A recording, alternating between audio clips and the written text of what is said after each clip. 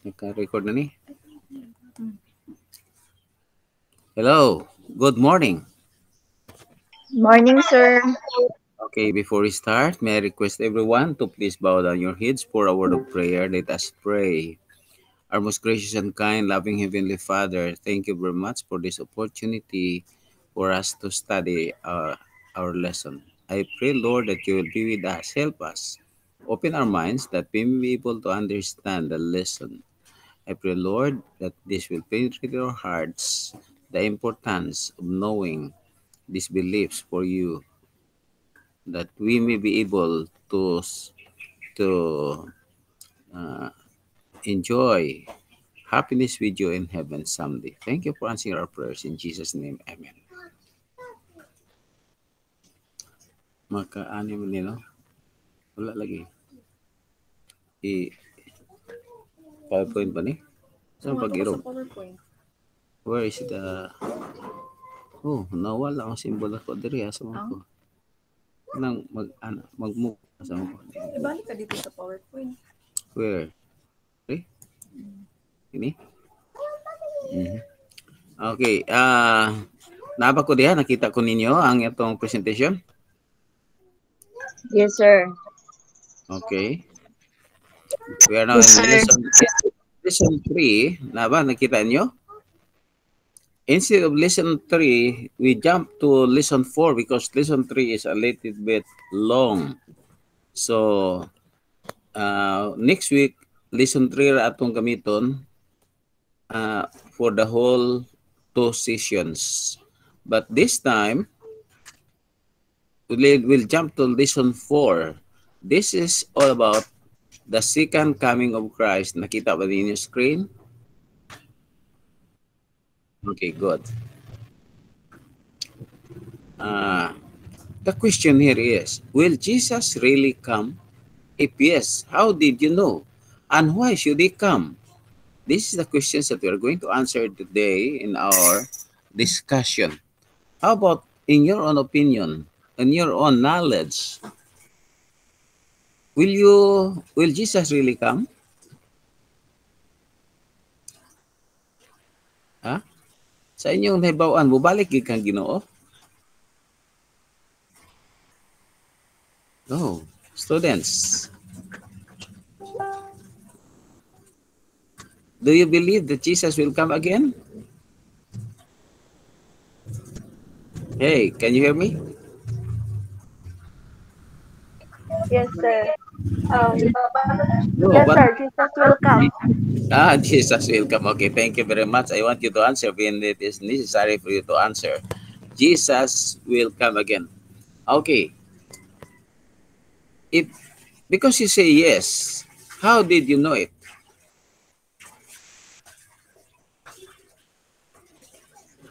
Or are you doubting? I'm not doubting, sir, pero wala ko kabalo ko or something. Dili, mamang ko lang kanang sa school bitaw, sir. Wala po ko nakapangutana, but then I know he will come someday. Okay. And if he will come, why is it that he will come? He will be coming. Why should he come? To save the righteous one? Okay, yeah.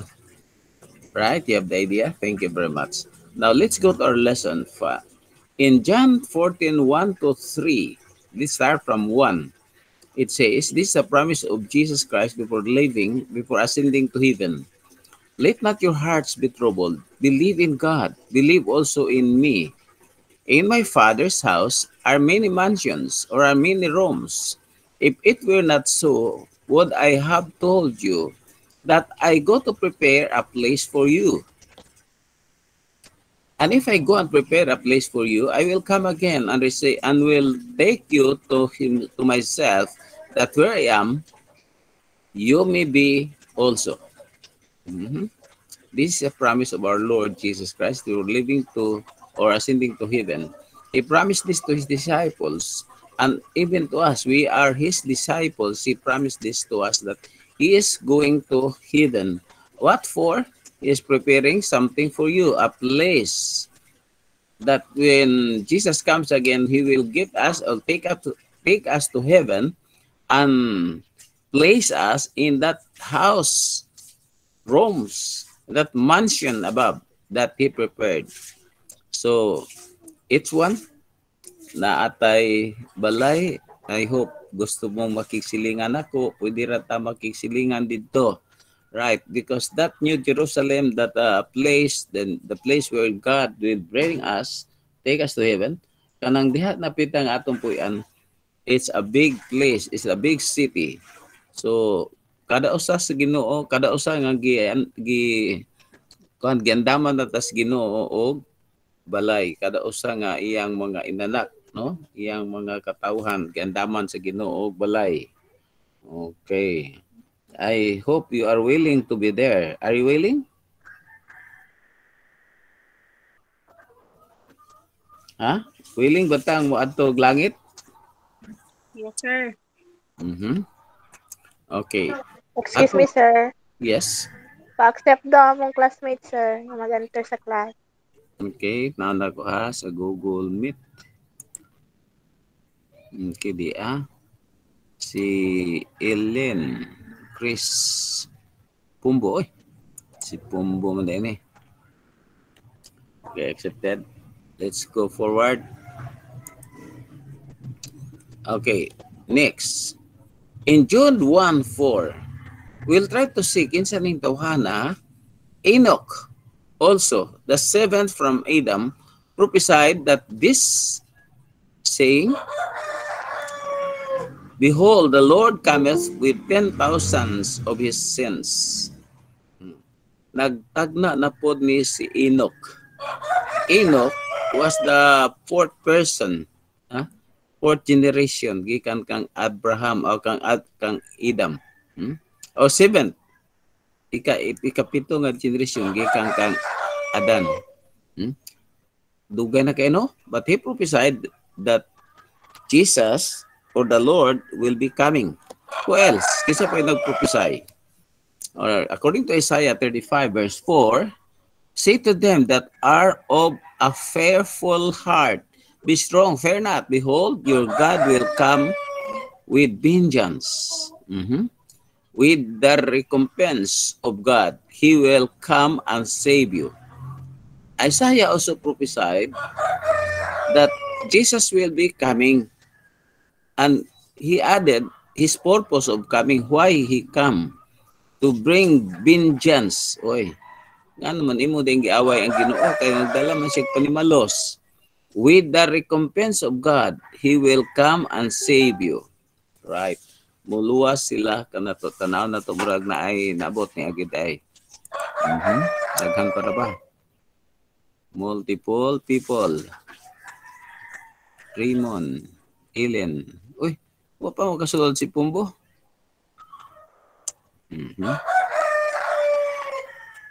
Okay, let's continue. In 1 Thessalonians 3:13, it says, and may he who so strengthen your hearts in holiness, that you may be blameless before our God and Father at the coming of our Lord Jesus with all his sins. Ini nagpamatud po si San Pablo na si Ginoong Hesus mubalik. Ha? Wait, dali lang.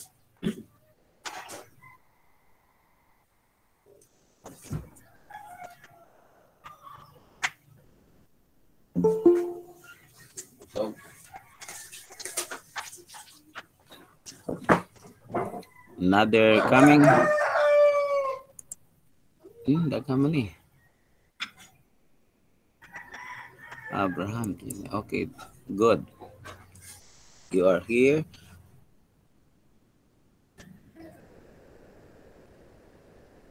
I-check inyo ngalan palihog dia sa para ini attendance ha.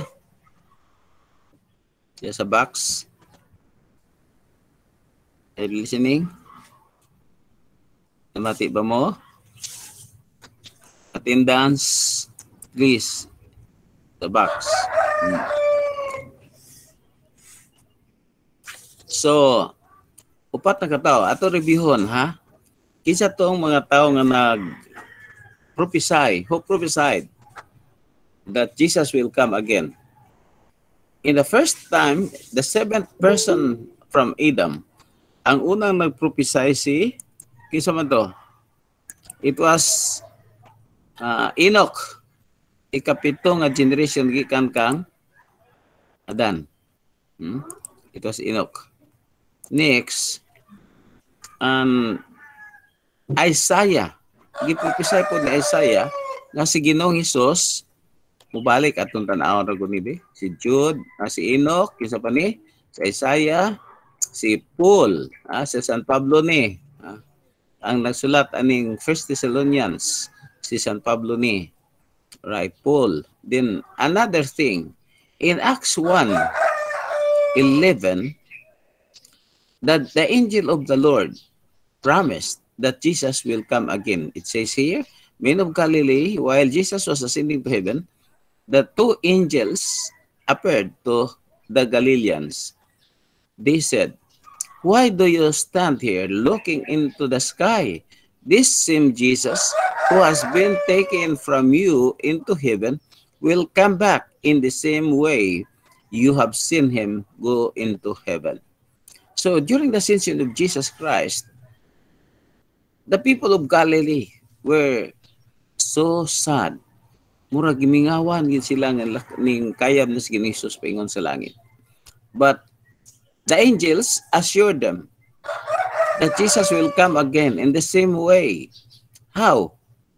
It doesn't mean that when Jesus went to heaven or ascended to heaven, nagsakay man siya clouds, pagbalik mag-airplane, mag-jet plane na. Modernong pa. No. The same manner, like in the same way, Jesus went to heaven riding on the clouds. In the same manner, in like manner, Jesus will be coming back riding not on a plane, but on the clouds. Kutob lang diya siya sa langit, di na siya musangko din sa yuta. What shall he do? Iyatang lalinon paingon sa to meet him in the clouds. Next. This is how Jesus was ascended to heaven, and people were worried about his ascension. Okay? Balaka sila nga pa sila, di naman kanimo balik. Okay. Now, Matthew 24:26 to 27. So if they say to you, "Look, he is in the wilderness." This is the warning of Jesus Christ. Do not go out. If they say, "Look, he is in the inner room," na nagtago siya sa pinakilawom kinakasuok nga kwarto. Do not believe it. Or, as the lightning comes from the east and flashes as far as the west, so will be the coming of the Son of Man. The coming of Jesus, it says here, that it's not in a secret way. Dili sekreto ang pag-anhi ni Ginoong Hesus nga magtago-tago siya sa suok ka kwarto, muadto siya sa kanang wa gitaw nga awao ka istanan. No. According to the description of Jesus when he warned his people, he said, like a lightning that will comes from east, lightning that will come from east and flashes as far as the west. Kanang kita mo ganang lightning, no? Kaning kilat, musidlak, muflash kusugayo. Ingon ana ang pagbalik ni Ginoong Hesus nga makita gid siya dili lang sa usa ka tawo o pipila lang ka tawo, but everyone can see him. What else? In Revelation 1 verse 7, it says, "Behold, he is coming with clouds, and every eye will see him." Kada mata, kada isa ka mata nato mga batanon, young people, students, makakita gyud, can see him, even they who pierce him. And all the tribes of the earth will mourn because of him. Even so, amen. Now listen. It is mentioned, specialized mention here. even they who first him. Kadtong naglansang gyud kang Ginoong Hesus because they did not believe that Jesus is the Son of God. They nailed him at the cross. And at his coming, my dear young people, my dear students, every eye appeal ang katong naglansang. They can prove that the one whom they have nailed at the cross, the one whom they beat him was the one who was beaten was the Son of God. Ma-prove good, no? Gusto gis Ginoo nga makit-an gyud sa mga tao nga ingon ana gyud ang iyang pag-ano. The point is every eye, dili kita magpalimbong. If anybody will say nga ay naana ba yung Ginoo, naana ba si Jesus, naabot na gyud na. For many times, daghang nahitabo na sa in any part of the world na ay nagpamatod nga ako ni si Kristo na apoy bangag sa iyang naiuwat sa iyang kamot, siyang tiil nga gilansang, andin mangayo po og masakiton. Wow. Pangayhon ang mga masakiton, and many people will be saved. Malimbungan sila ani. So kita magbantay ta kay gipasidan atas Ginoo. We are already told by the Lord that during his coming, every eye can see him. He will come publicly, not secretly. Okay? In Matthew 24 verse 30, it says here, then the sign of the Son of Man will appear in heaven, and then all the tribes of the earth will mourn, and they will see the Son of Man coming on the clouds of heaven, and with power and great glory.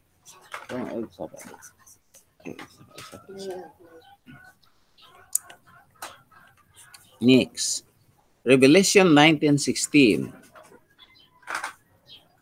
Dito sa speakers pagdula. Okay. Na akong klase dire. Dito lang. And he has on his robe and on his thigh a name written, King of Kings and Lord of Lords. This is a New King James Version. Diha sa paas Ginoo makita diha ang ngalan nga nasulat. This is at his coming, pagbalik niya gikan sa langit, mukuha na nato na atong makita diha ang dagko kaayong litra diha sa iyang pa. King of Kings and Lord of Lords. Okay. Congratulations, you are now 17.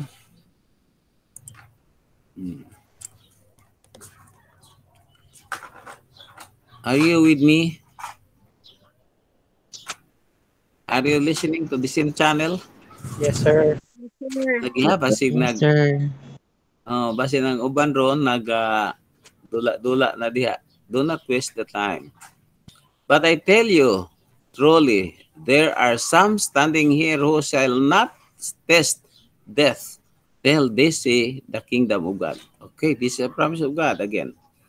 That there are some, at the coming of Christ, not all will die yet.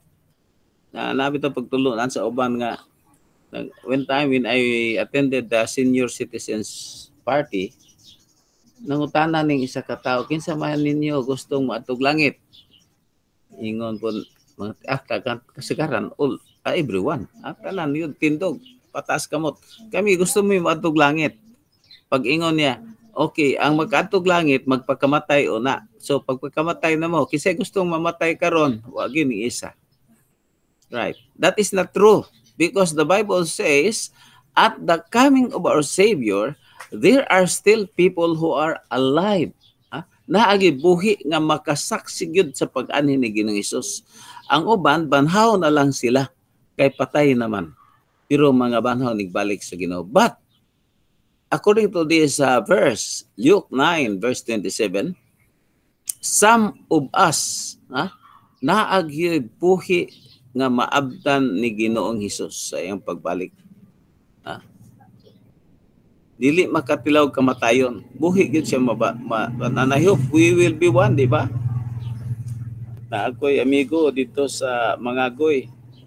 Iyan nang kwinta-kwinta ang kalayon sa pagbalik kinuna doon na lagi kay aptang gikoni nga buhi. And he was really expecting that he would not die before the coming of Christ. Unfortunately, nag-anam lagi katiguang ang tao, tiguang na unto siya, nang abot yun nga, naabutan siya siyang kamatayon. But never mind, don't worry. Those people who died before the coming of Christ has a great opportunity to be waken up by Jesus at His coming. Pukaw na sila. Okay. What is the purpose? Why Jesus would come again?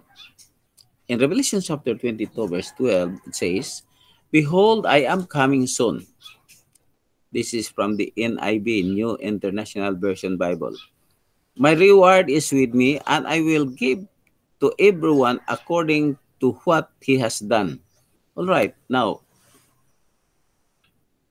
this is a promise of God again. He has a purpose, a very important purpose of coming, to give reward. This is according to what we have done. Maghatag siya ganti, balos, alang ni atong tanan. And everyone according to what he has done. Tanan yun, magdawat. Grabe, no? Lipet, ana, di ba ang tanan? Pero the question is, do you think everyone will receive life? Do you think will become the same? We have the same, what is that, reward? No.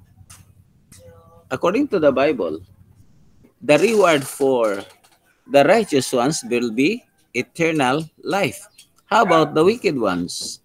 The reward for the wicked ones are the, what we call, eternal fire, lake of fire. Sunogon ang tao nga daotan. Ang taong matarong dadon sa ginus-langit ug patagaan sa kinabuhi nga walay katapusan. The question is, what kind of rewards are you expecting to receive when Jesus comes?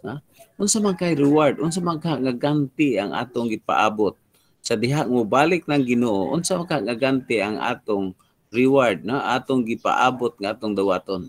Is it life or is it death? Duha ra gini ang atong pilian. Those who are doing good, those who are doing according to the law of God, the will of Jesus, according to Matthew 7:21, dili ang tanan nga nag-ingon Ginoo makaadto sa langit, kun dili kadto lamang nagasunod sa kabubuton sa akong amahan. Right.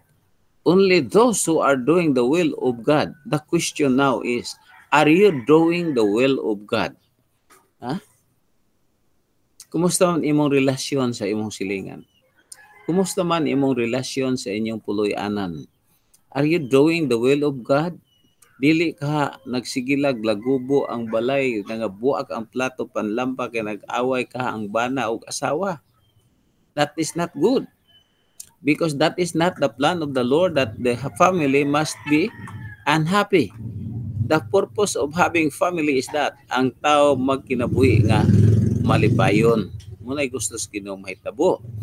So, here, the Lord will come with a special rewards. A reward for each one.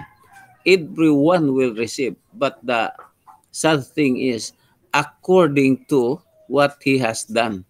If he is doing bad, then the reward will be eternal fire, lake of fire, na ay sunog nga hangtod maot-ot ka na mahimong abo, di pamuhunong ang kalayo. Next.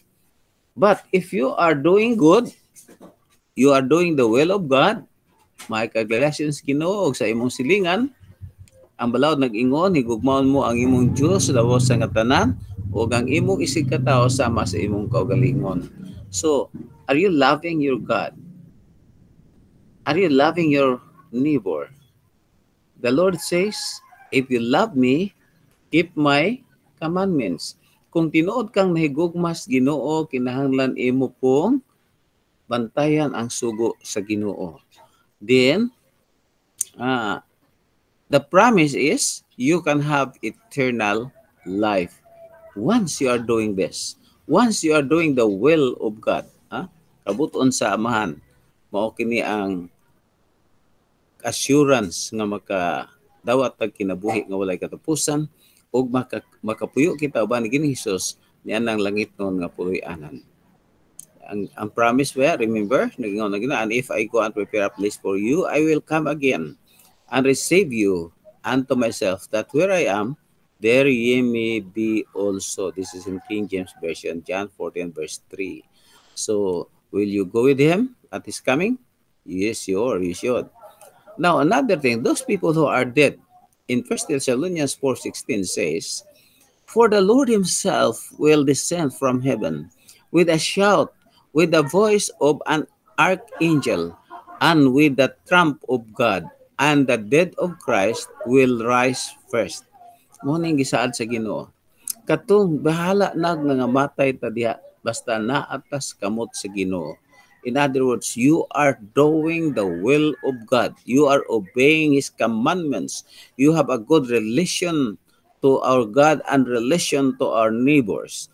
That is a promise of God, that even if we will die before his coming, he will wake us up, pukaon ta niya, with the voice of an archangel, panon, tindaghan ng kini mga angheles nga magdalas trumpeta, and with the trumpet of God, pagkuyop sa trumpeta, the dead in Christ, those who are doing good, the righteous ones who died long time ago, until now, pagkatao o pag-abot sa Ginoo, pagtingog sa trumpeta sa Ginoo, mamangon sila, makabat na sila. Ang dugay ng nangamatay nga nahimo na karong abog, mabuhi sila pag-usap. Do you have any question? Namoy pangutana? Hello? Hello? Wala, sir. Ugwa mo'y pangutana, ako'y mangutana ninyo. Okay ra? Kisa may mangutana, gananyo, kamo o ako.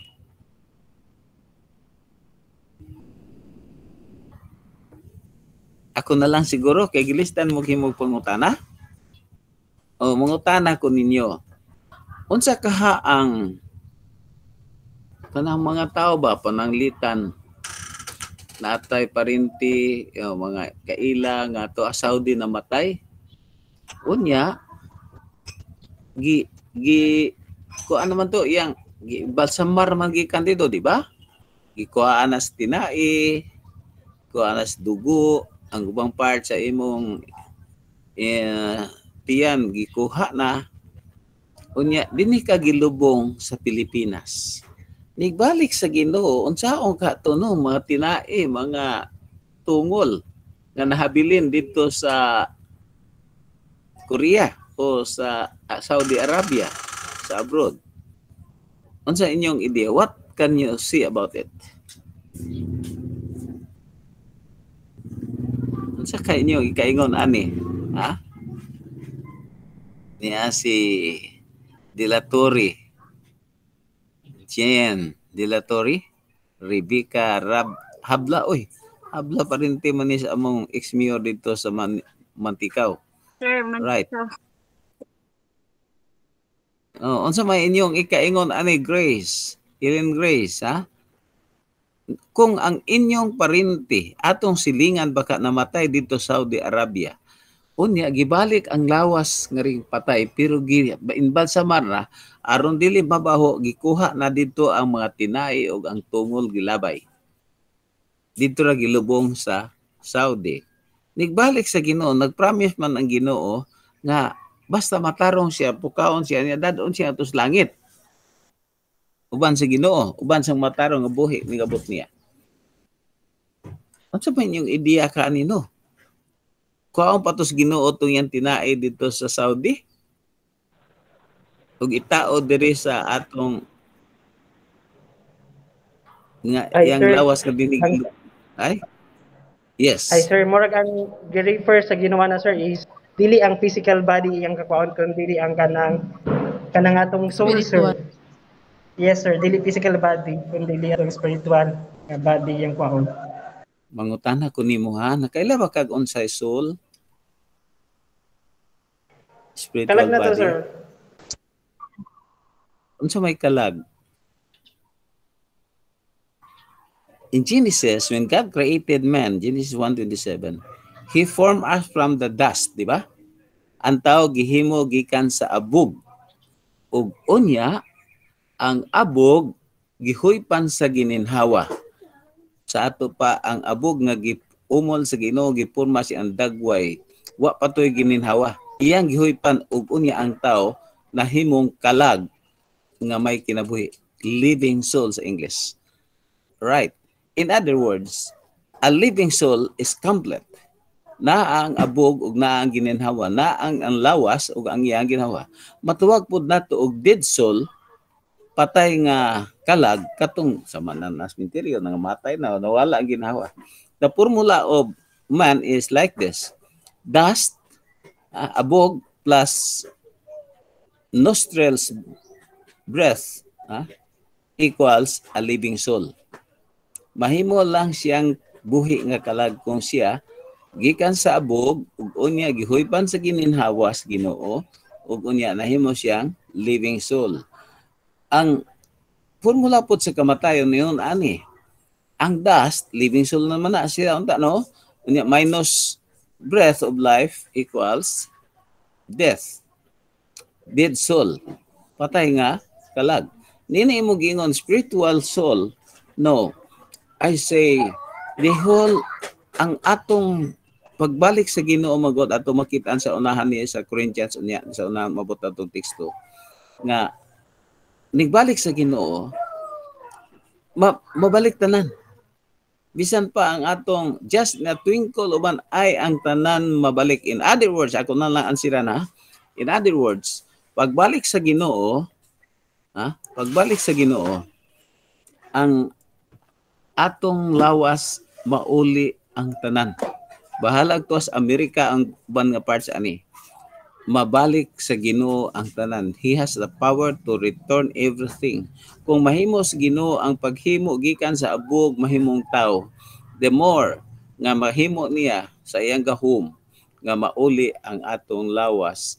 Kini atong lawas unya ma-change in a twinkle of an eye according to the Bible. We will be changed and this corruptible body will never be called corruptible anymore. Di na kaning corrupt. Di na. Mahimo na siya nga uncorruptible. Dili na siya dautan. Di na maguba, di na madunot ni nga kalag nga lawas nga atong naangkon karon. Mamatay man ni, kay madunot man ni, pero nigbalik sa Ginoo banhaon ta pagbalik, bungaw-pukaon ta niya, iuli ang atong kinabuhi. And then, just a twinkle of an eye, we will be changed. And we will have no more chance to die. Panahigayon nga mamatay pa ta. Right? Did you get the idea that I have given? Or are you accepting? Yes, sir. How about the boy? Kisa tong laki nga tingog nga naghuna-huna niya ito gani. Si Robert? Ako, kisa tong nangutana. Naghatag og siya sa iyang ideya. Gallardo, sir. Gallardo. Okay, thank you for your opinion. Imo tong opinion, no? Pero, maura gito ako i-share. Igbalik sa Ginoo, complete yun ang atong body nga dadunot dito sa lubnganan. Pukaon, ibalik yun sa Ginoo. Ang nakanindot, kay just in a twinkle of an eye, ibalik po sa Ginoo ang atong i-change ang atong kinabuhi, atong life. 1 Thessalonians 4:17. Then we who are alive and remain shall be caught up together with them in the clouds to meet the Lord in the air. Ang atong gisugod na what we have discussed previously is that ang nangamatay diha pukaon sa gibanhawon. And then niya gidugang di sa verse 17 sa 16 gan na ang nangamatay kang Kristo banhawon ug una. Then, in other words, napay nagsunod nga banhaw ang daotan. Next, we are going to meet him in the clouds, in the air. Sakdahon tas pinagis panganod sa mas pagkuha sa Ginoo, pagsakas Ginoo sa langit. And we have to meet him in the clouds. Now, may special statement ring akong gustong dadon ninyo. Then we who are alive, kita nga buhi nga maabtan sa Ginoo, shall be caught up together with them. Sa ato pa, ang buhi nga maabtan sa Ginoo o katong nangamatay na nga dugay na gani nangamatay will be brought us to God will bring us to heaven together. In other words, walay nag-una-una o mag-una-una nga mga nangamatay diha sa lubnganan nga ning una karon sa langit. Will you agree with me? Una pa kayo, ha? Ang ato bang kasagarang mahitabo, ang atong katarungan nga maghitabo gyud ingon ani kanang bitang mga matay na bitaw, even in the teleseries ba, makabati mo moingon ang kuan kanang asa naman si daddy, namatay naman, asa na si daddy, tuan na sa heaven, tuan na nag-uban na kang Jesus. Morning. Right. Is that the statement that you believe? Mao ba na imong gituan sama anang nagtuo karon nga naa sa bisan na matilisiri, mga mag-story. Asa na day imong papadong? Tuan na kang Jesus sa heaven, nagpuyog na kang Jesus. Is that correct? That is a totally wrong statement. Because when people dies, he will go to the cemetery. Ilubong siya dito. Unya, magpaabot sa pagbalik sa Ginoo, according to 1 Thessalonians 4:17, then we who are alive and remain shall be caught up together. Dungan pas buhi nga naabtan, dili mag-una-una. Why mag-una-una? You get it?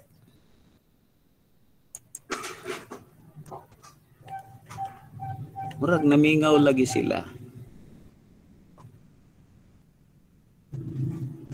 Ang manguyab gani, unya mo maghilom na gani, moingon na lang dayon ang nanguyab. Silent means yes. Yes na ning inyong tubag? Or are you going to argue?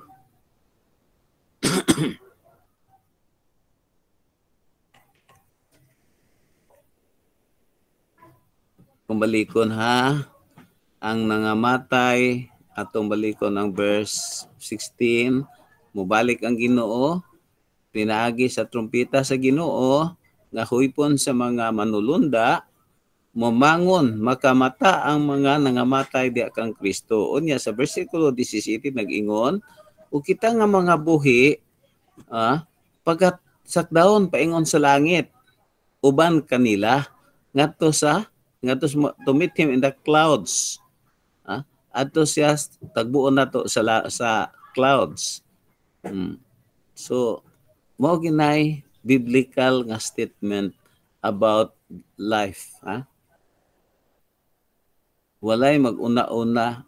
Kung sa atong Philippine history, ang beliefs nato sa una, ang taong matarong, kung matarong gani siya, ni kamatay niya, dadon siya sa langit. Ang taong daotan, ug mamatay siya, dadon siya dito sa impierno. Wala pa may impierno karon. Wala pa po nagbalik ang Ginoo. So, together with those who are alive at the coming of Christ, ang nangamatay, magadto sa langit, dungan ra. Correct? Do you have any question about it?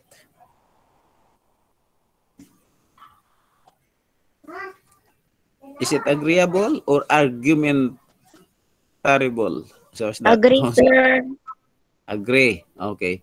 Now let's go forward. False Christ and false prophets. before the coming of Christ, it says here in Matthew 24, verse 24, for false Christ and false prophets will rise and shew great signs and wonders to deceive, if possible, even the elect. Ang mga pinili sa Ginoo, malingla pa usay, ma-deceive. Kay doon na niya mututong nga false Christ and false prophets.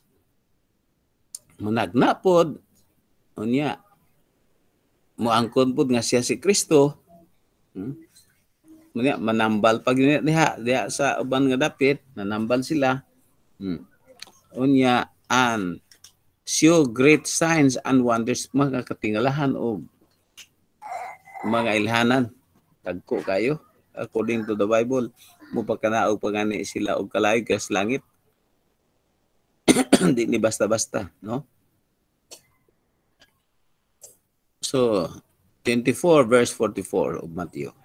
Therefore, ye also be ready, for the Son of Man is coming at an hour you do not expect. Mao ni dako nato nga punto nga atong pagabatayan ni.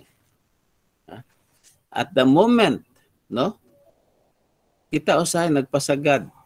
Nagpasagad ang katawhan nga mubalik ng Ginoo, hindi pa man balik ng Ginoo. Because, Jesus will come like a thief. Mura siya og kawatan, mangawat, dili mananghid, no, di ba? Wani siya sama sa kawatan. Wani usahay, muna nga, we must be, according to him, therefore you also be ready always. Laging handa sa Boy Scout pa. Therefore, you also be ready, for the Son of Man is coming at an hour you do not expect. Verse 46, blessed is that servant whom his master when he comes will find so doing. Ang ulipon, di ba, ang iyang trabaho na mag-serve good sa iyang agalon, magtrabaho sa iyang agalon. Uroy og nagtulog-tulog lang niya naabtan sa agalon, posible pahawaon, pandangon siyang trabaho. Pero blessed are those servant whom his master when he comes will find so doing. Kanang nagabuhat. Kitang maulipon sa Ginoo, mahimutang bulahan. Kung sa pagbalik sa Ginoo, kita usab kinabuhi nga puyon sa iyang kabubuton. This is the end of our lesson for today. Thank you for coming. If you have questions, you may raise up your questions now. Do you have? Wala, sir. Okay. If you don't have, I-post, sir, sa Google Classroom. i-post ko kani karon. Okay, Thank sir. you very much. So, see you. Wait. The quiz will be on Friday. That involves about the prayer and this present lesson. Duha ka lesson ang akong i-post. So, akong i-test. So, a quiz. So, please, tanawa sa code. Agasan ako ni kabutang unya. Kaya ako ni i-post. Okay? Okay, sir. Goodbye, everyone. Thank you for coming. You can now leave your Google Classroom. Bye, sir. Thank you. Bye, sir. Good morning. Goodbye, everyone. Thank you, sir. Okay. Bye-bye. Welcome, everyone. Come again. Hope you are satisfied. Thank you, sir. Welcome. Helen de la Torre. Sige. Nice Pumbo. Sige. Bye-bye. You can now leave your Google Classroom. BM. I-off asa man eh.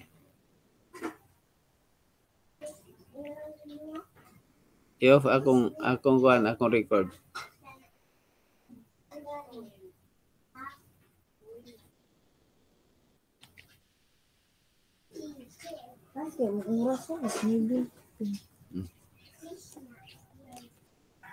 Yan, din mo. Mga naka-share screen ko mo. Wala ko kakuda ka na. Okay na. Kakwa ka? Ito man na, mag-leave na ka. Alam ko na. Just leave the cool and